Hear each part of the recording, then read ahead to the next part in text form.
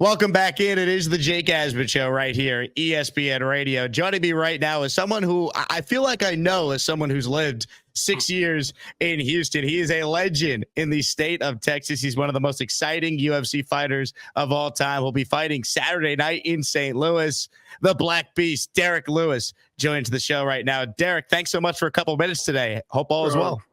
Thanks for having me, man. I'm happy to be here. So take us inside what life is like for you just a couple of days out from a huge fight Saturday night. Just really in a bad mood because I can't eat what I want to eat. But besides that, I'm feeling pretty good. What are some of the foods that you normally would like to eat, but you know this week you can't? Oh, I would like to eat a cheeseburger, pizza, all the stuff they say that is bad, but it's not really bad. You know, I was telling you off air before we started here, I obviously lived in Houston for 6 years. And man, let me tell you, you are certainly beloved down there. People go out of their way, of course, to tune into your fights. The connection you have with the city of Houston, why is that so important for you? It's important for me wherever I go. I got to set a role, example for my kids and stuff like that.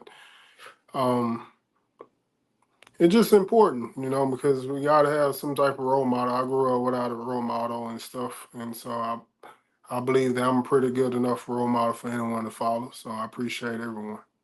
When you look at this fight on Saturday, Derrick, kind of break down the matchup here. You're facing a guy who really talented, really good. He's won he's won a lot of fights here. Kind of evaluate the matchup on Saturday against Rodrigo Nascimento. So he probably going to try to stand up and strike for a little bit and then try to take me down like everyone else. I think that's his game plan, but if that's his game plan, you're going to have to rethink everything after this fight for sure. Are you watching a lot of film on him leading up to the fight? Like, take us kind of inside your training camp. What's the process like to get ready for this type of opponent? No, I don't watch any film on him. I'll probably start watching this film this week. I usually don't. I leave all that to my coaches and stuff like that. My preparation just really just trying to get my weight under control, making sure I'm feeling good, not cutting too much weight too fast. Because every time I've done that, it affected me in my fight. And so I'm making sure I'm trying to cut the weight slowly but for surely as possible. UFC Heavyweight, Derrick Lewis, the Black Beast, with us here. Jake Asman with you on ESPN Radio. I mean, Derrick, your career has spanned a very long time. You're still fighting at such a high level. 39 years old. Does it feel like you're 39? And have you thought about how much longer you still want to continue to fight in the UFC? No, I don't feel like I'm 39. Actually, I'm feeling like the best I ever felt. I've finally been eating clean for at least how long I've been eating clean? For like 3 or 4 weeks. So I'm eating clean for 3 or 4 weeks, drinking a lot of water, have not had an ounce of root beer. So I love root beer. And so I ain't have none of that. I haven't had a cheeseburger. I haven't even smelt a French fry. So I'm like hungry as hell right now, though. Is it more difficult to give up the root beer or to give up, the fries, the cheeseburgers, the pizza, getting ready for a big fight? Right about now, it's hard to give up the cheeseburger. I want a mean cheeseburger right now. I got to go try Trail Burgers whenever I get back home. I got to go try those. That's right. Well, for us normal folk, we got to wait on a very long line. I feel like if you show up, Derrick, especially after a big win on Saturday night, they'll let you right to the front. Well, that'd be great. That'd be great. I don't like waiting on the line for food. I don't want to look that desperate. Derrick Lewis is our guest right here on ESPN Radio, of course. UFC Fight Night in St. Louis this Saturday night. Derrick Lewis headlining once again. So, Derrick, you're ranked 12th in the division right now.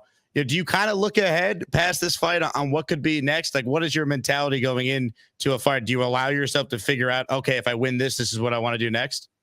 Yeah, hopefully it put me back in the top 10 because I believe I belong at least in the top 10. The way I'm at right now, I shouldn't be here. I should be a lot lower. I should be like top 10 right now. What are your thoughts on just the state of the division as a whole, right? You have obviously John Jones out, seemingly waiting for Stipe. It kind of feels like the division's a bit in flux right now. How do you view it as someone who's been a part of it for so long?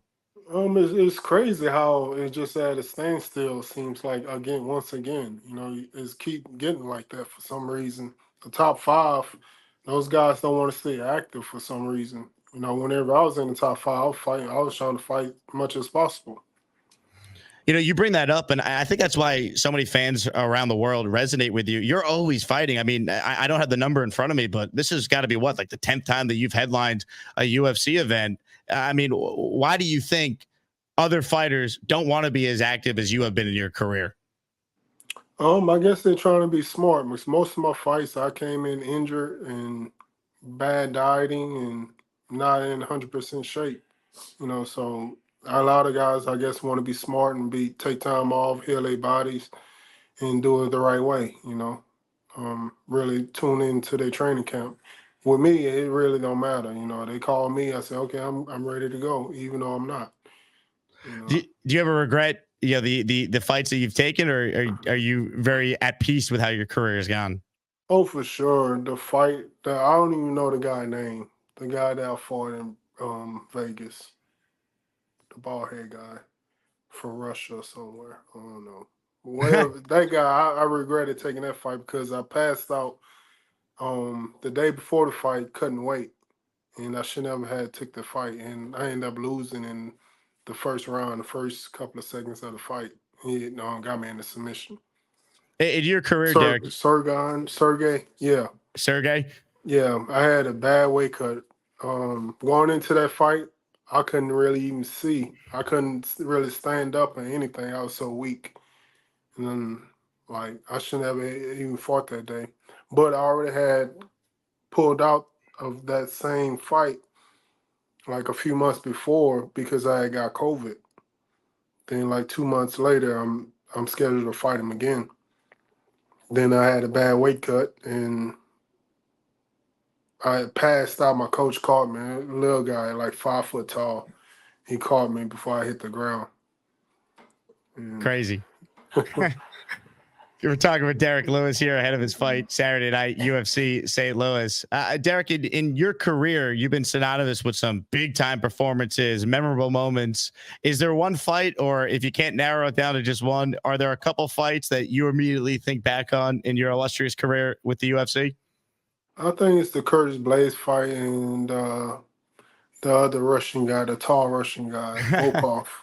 Volkov. I don't be knowing these guys now. I don't be like trying to think about these guys' name, but yeah, it's the Volkov fight.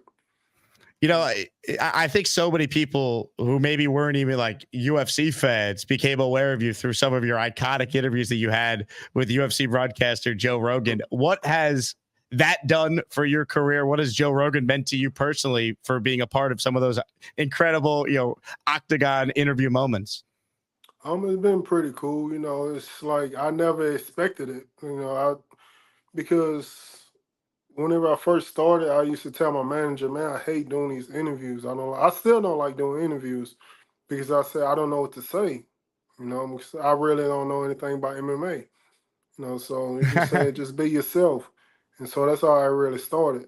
So I just said, man, say whatever come pop up in my head. You are uniquely you, right? I think that's why people gravitate to you. Yeah, then I get home the next day, then I regret saying all of that. I'm like, man, I forgot I got kids. My kids watching this, and the kids' parents usually around my age. So I'm like, damn, I didn't really think of that. So I'll be embarrassed when I go to my kids' school. Really? So you actually regret the famous, my balls were hot line, and then Joe Rogan says, "I understood," which I think just kind of encapsulates how funny that moment was in real time. Yeah, I regret saying that, man. I regret saying it. I'll tell you what, I think your kids will grow up and they'll probably end up laughing at it like the rest of the world has, because it's such a great UFC moment seemingly out of nowhere. Yeah, for sure. We're talking with Derrick Lewis here. Before we wrap up, Derrick, obviously, I know you're picking yourself to win, but if I say to you, what are the keys for you to get this win Saturday night in St. Louis? What does Derrick Lewis have to do to get this done? Get it done quick. I'm not trying to go 5 rounds. You just get it done quick. I told them many a times I don't like doing main events, and they're still trying to book me. So I'm gonna try to get it done in the first round. Getting it done fast, and then some cheeseburgers, some pizza, and some root beer after. All kind of heart stopper food. Yep, I'm gonna eat all that. My man. He's Derrick Lewis. You can watch him Saturday night, UFC St. Louis. His record, of course, 27-12-0, 22 wins by KO, 9 first-round finishes. You're going for 10 Saturday night, Derrick. Good luck. Thank you. Appreciate it. Thanks for having me.